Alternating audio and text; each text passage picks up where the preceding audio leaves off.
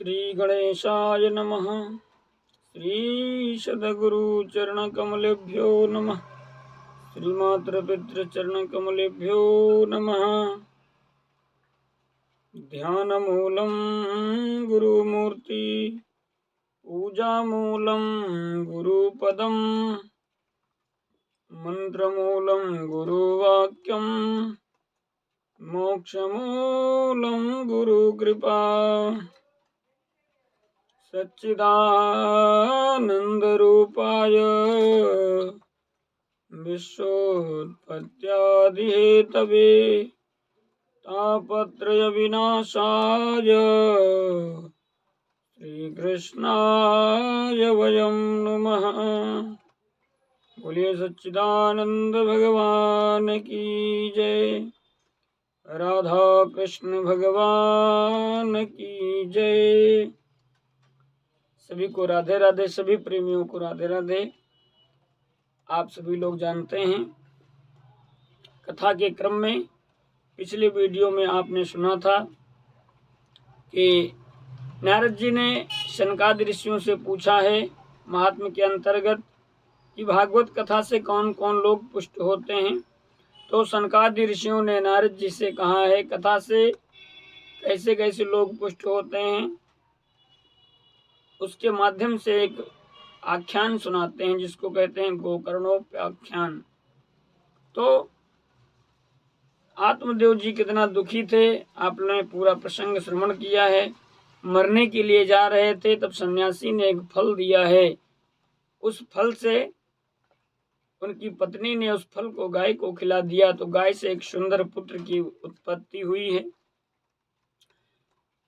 तो कियत कालेन तौ जातो तनया तरुणो तनया उभो गोकर्ण पंडितो ज्ञानी धुंधकारी महाकला।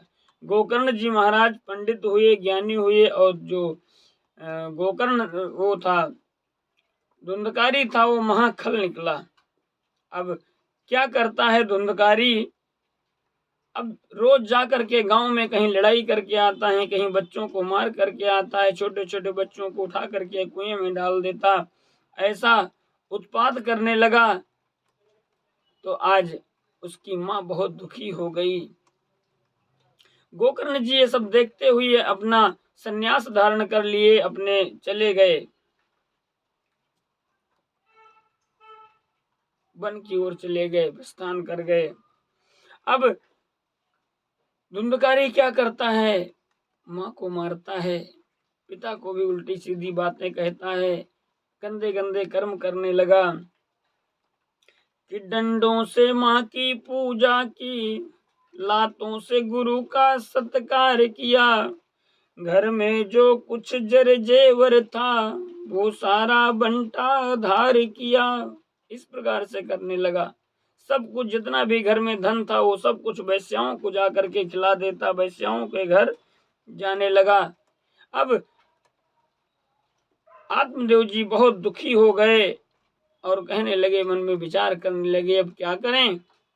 वही बात आ गई, कहने लगे ऐसे पुत्र से तो था कि पुत्र ना ही होता तो अच्छा होता, इसके कारण मैं मुख दिखाने लायक नहीं हूँ, फलाने का बेटा इतना गंदा हो गया।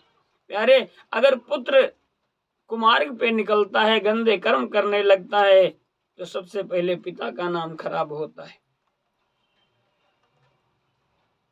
आज आत्मदेव जी गोकर्ण के पास गए हैं और अपना व्यथा सुनाने लगे कि रो रो कर गोकर्ण से कहा हृदय का हाल, लाल टलेगा किस तरह या छाती का साल। मैं क्या करूं, क्या करूं, मर जाऊं कैसे, इससे कैसे छुटकारा पाऊं, कैसे मुक्ति पाऊं। आज गोकर्ण जी ने कहा, पिताजी संसार में कुछ अपना नहीं है, ये शरीर जिसको हम अपना कहते हैं ये भी हमारा नहीं है, ये भी एक दिन चला जाता है, हम उसको रोक पाते हैं क्या। कि देहे स्थिमान सरुधिरे विमतिम त्यजोत्तम जाया सुतादिषु सदा ममतां विमुंच। पश्यानिशं जगदिदं क्षणभङ्गुनिष्ठं वैराग्य राग रसिको भवभक्तिनिष्ठा। देहे स्थिमांस रुद्रे, ये मांस और रुधिर का जो बनाया हुआ पिंड ये देह है। भीमतिम तेजस्वम, इसको त्यागने, एक दिन त्यागना है।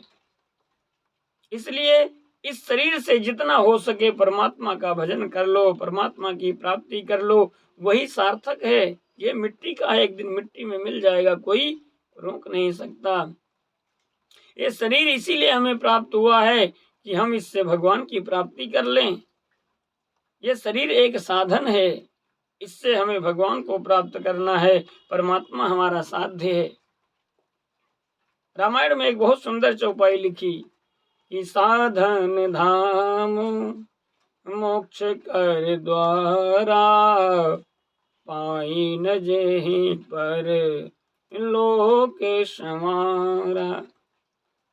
ये साधन का धाम है, ये तो साधन के रूप में प्राप्त हुआ है मोक्ष कर द्वारा। इससे हम अपने मुक्ति का साधन ढूंढ सकते हैं। इस शरीर के से हम भगवान को प्राप्त कर सकते हैं।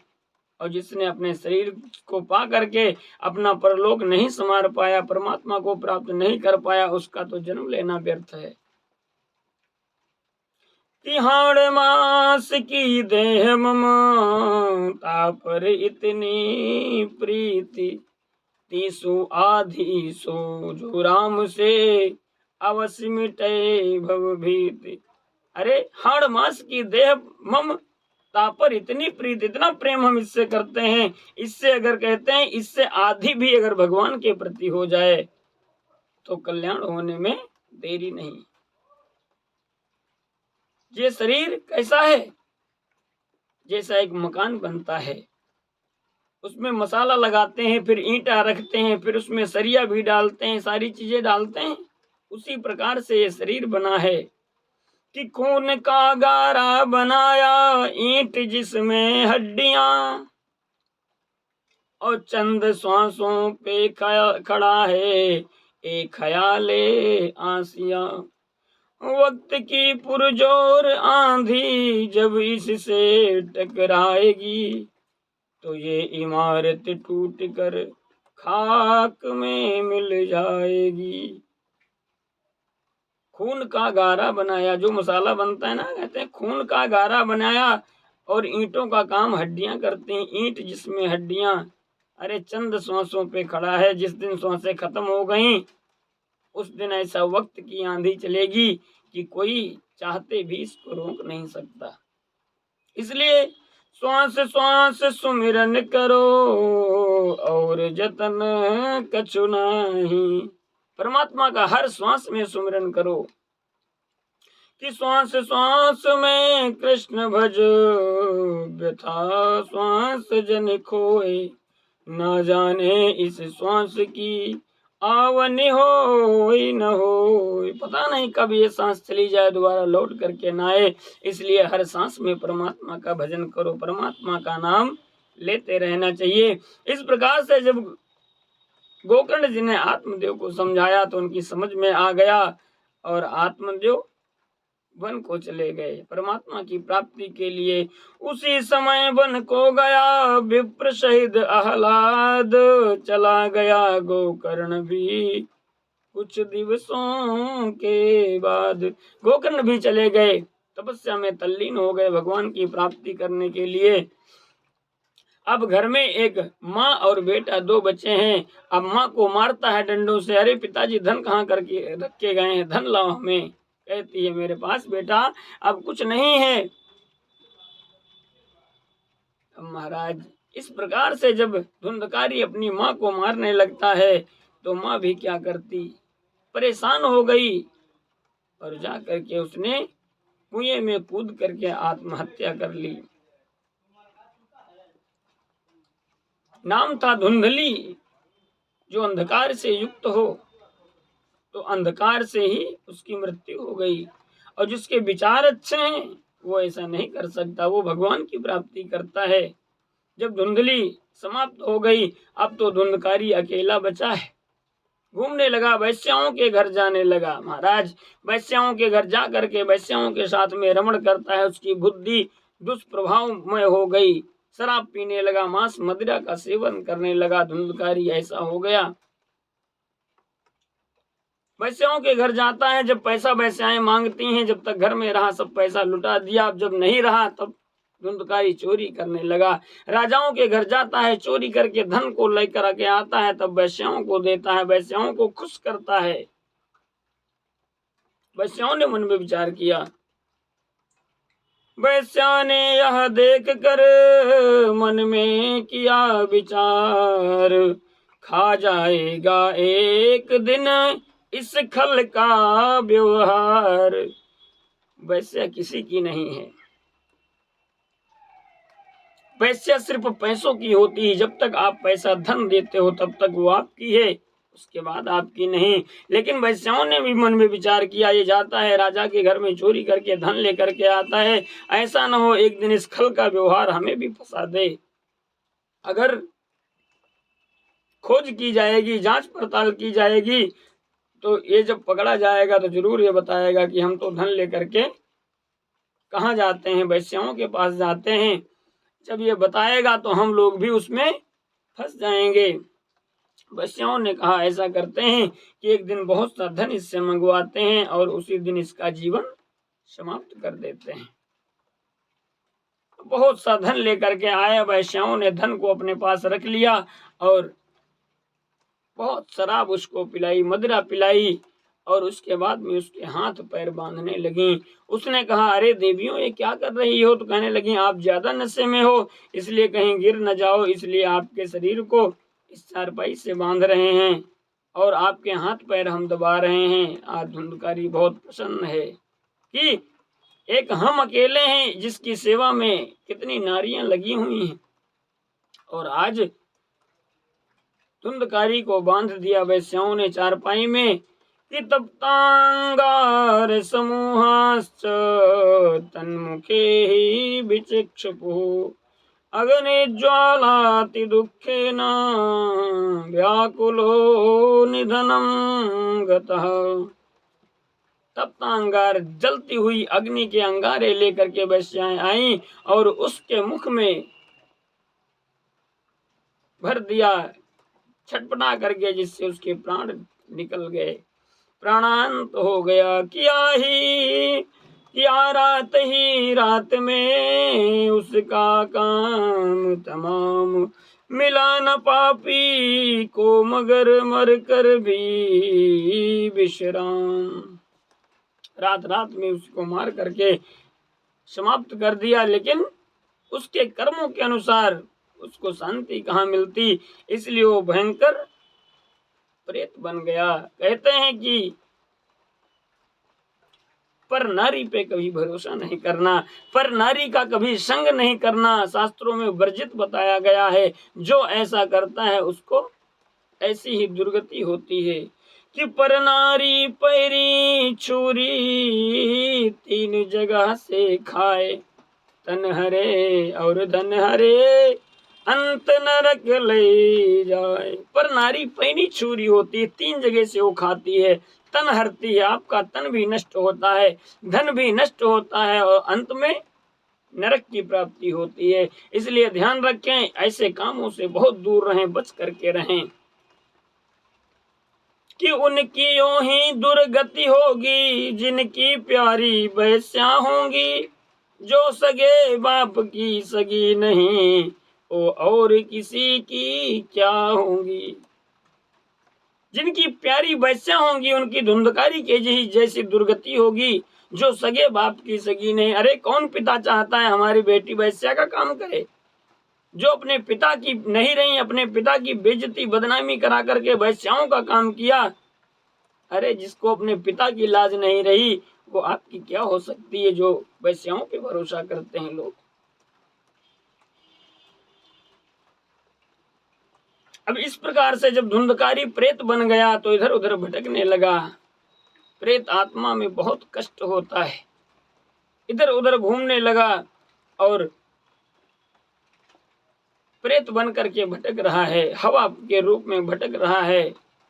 अब गोकर्ण के मन में विचार आया कि चलो देखते हैं हमारे घर में क्या हो रहा है, घर में कोई है कि नहीं है, क्योंकि जननी जन्म भूमश्च स्वर्गादपि गरीयसी, शास्त्र में लिखा है एक जननी एक जन्म भूमि।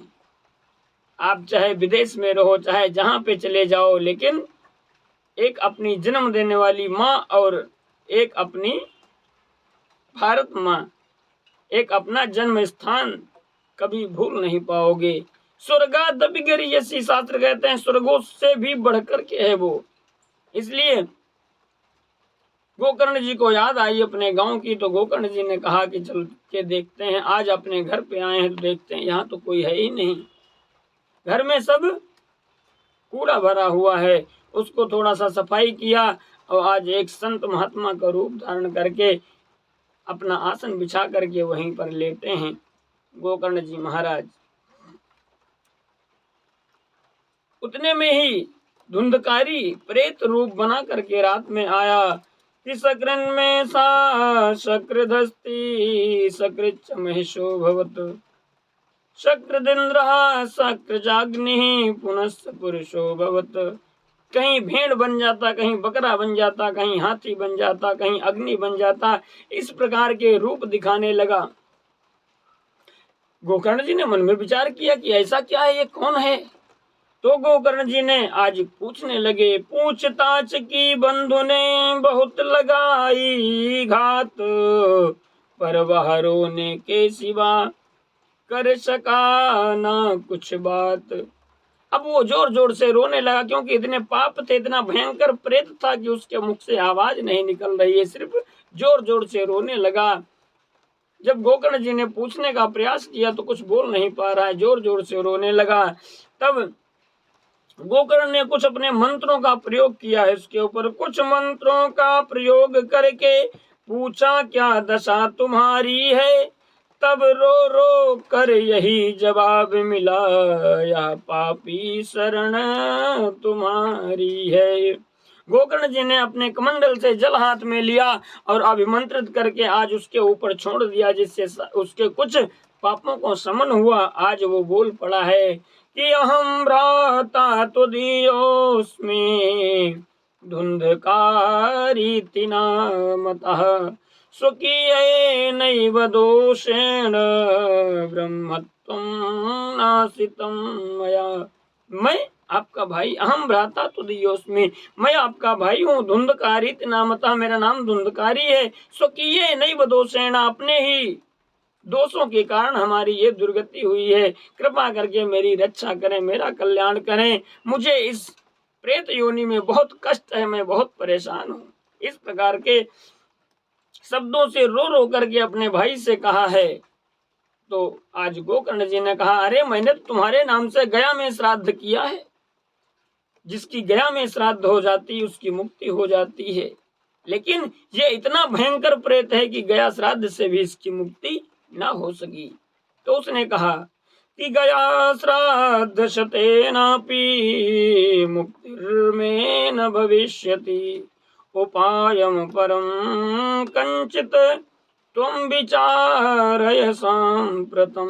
गया श्राद्ध शतेनापि, एक तो क्या सैकड़ों गया श्राद्ध हमारी कर दो, लेकिन मुक्ति नहीं हो सकती। उपायम परम कंचित, कोई दूसरा उपाय आप ढूंढो, कोई दूसरा उपाय करो।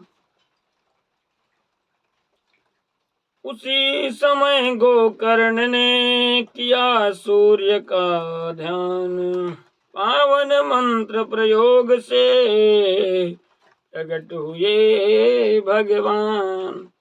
सब लोगों से गोकर्ण जी ने सलाह ली। जब किसी ने उपाय बता नहीं पाया, तब आज गोकर्ण जी ने मंत्रों के द्वारा भगवान सूर्य का ध्यान किया। अरे आप तो सारे संसार को देखते हो, आप ही कोई उपाय बताओ। जब सूर्य की गति रुक गई मंत्रों के द्वारा, तब आप भगवान सूर्य स्वयं प्रकट हुए हैं और उपाय बताया है मुक्ति का। जो इसकी मुक्ति चाहते हो तो शुभ सप्ताह विधान करो, परमेश्वर का गुणगान करो, उस दुखिया का कल्याण करो। अगर इसकी मुक्ति चाहते हो तो एक उपाय है सिर्फ, सप्ताह विधान श्रीमद् भागवत की कथा। श्रीमद् भागवतान मुक्ति सप्ताहम वाचनम कुरु इति सूर्यवचः सर्वैर धर्मनोपम न विश्रुतम। आज सूर्य भगवान ने बताया कि श्रीमद् भागवतान मुक्ति, सिर्फ भागवत की कथा से ही इसकी मुक्ति हो सकती है। आज गोकर्ण जी ने श्रीमद् भागवत की कथा का सप्ताह विधान किया और बहुत सारे लोग वहां पर सुनने के लिए आए। और इस प्रकार से एक बांस को गाड़ा, सारी विधि बताई और एक बांस को गाड़ दिया जिसमें हम लोग आज झंडा लगाते हैं। सप्त ग्रंथि का बांस जो कथा में लगाया जाता है, तो उसमें धुंधकारी का स्थान दिया, क्योंकि वो हवा का रूप था, बैठता तो उड़ जाता, तो उसमें बांस में स्थान दिया गोकर्ण जी ने, इसमें आकर के बैठो। एक एक दिन की कथा के बाद में एक एक गांठ उसकी फटती गई। 7 दिन की कथा हुई, 7 दिन की गांठें 7 फट गईं। उससे दिव्य रूप लेकर के धुंधकारी प्रकट हुआ और भागवत की गुणगान करने लगा कि धन्या भागवती वार्ता प्रेत पीड़ा निवा विनाशिनी। धन्य है भागवत की कथा जो प्रेत योनि से मुक्ति देने वाली है। और धुंधकारी की मुक्ति हो गई, विमान में बैठ करके चला गया। व्यास जी बैठे रहे, श्रोता उनके पास, सारा जग देखता रहा, प्रेत गया आकाश। प्रेत को मुक्ति मिल गई। आज सारे श्रोताओं ने कहा कि अरे धुंधकारी की मुक्ति हो गई, और हम लोगों ने भी तो कथा सुनी है। आज गोकर्ण जी ने भगवान के पार्षदों से कहा कि यत्रैव बहवः सन्ति श्रोतारो मम निर्मला, आनि तानि विमानानि न तेषां युगपत् कुतः। हमारे बहुत सारे श्रोता कथा सुन रहे थे, आपने सबके लिए विमान क्यों नहीं लेकर के आए? तो उन्होंने कहा श्रवणस्य विभेदेन फल भेद्रोत्र संस्थिता। श्रवण में भेद है, जो जैसा सुनेगा उसको वैसा ही तो फल मिलेगा। धुंधकारी ने सुना है, उसका चिंतन किया है, मनन किया है, सारी कथा को अपने जीवन में धारण कर लिया है, क्योंकि इसके सिवा और कोई उपाय बचा नहीं था। और जो सारे संसार के श्रोता हैं, कथा में जब तक बैठते हैं तब तक बहुत भक्ति अंतर हृदय में रहती है, और जैसे ही उठे भक्ति गायब हो गई। उन्होंने चिंतन नहीं किया, मनन नहीं किया, इसलिए सभी को विमान की प्राप्ति नहीं हुई है। अगर फिर से सब लोग कथा सुने और उसी तरह से चिंतन करें, मनन करें, तो हम सबके लिए विमान लेकर के आएंगे। अब जो लोग कथा नहीं सुनते हैं, इस प्रकार से चिंतन नहीं करते हैं, मनन नहीं करते हैं, उनके लिए कुछ समय का टाइम दे देते हैं। जब ये लोग कथा सुनेंगे तब इनकी मुक्ति होगी। ये सब अगली कथा में हम लोग श्रवण करेंगे। वृंदावन बिहारी लाल की जय, श्री राधा कृष्ण भगवान की जय। आप सभी लोग हमसे जुड़े रहें, आपका बहुत बहुत धन्यवाद है, साधुवाद है। आप लोग हमें ऐसे आशीर्वाद देते रहें। प्रेम से बोलिए राधे राधे। फिर मिलते हैं अगली वीडियो में।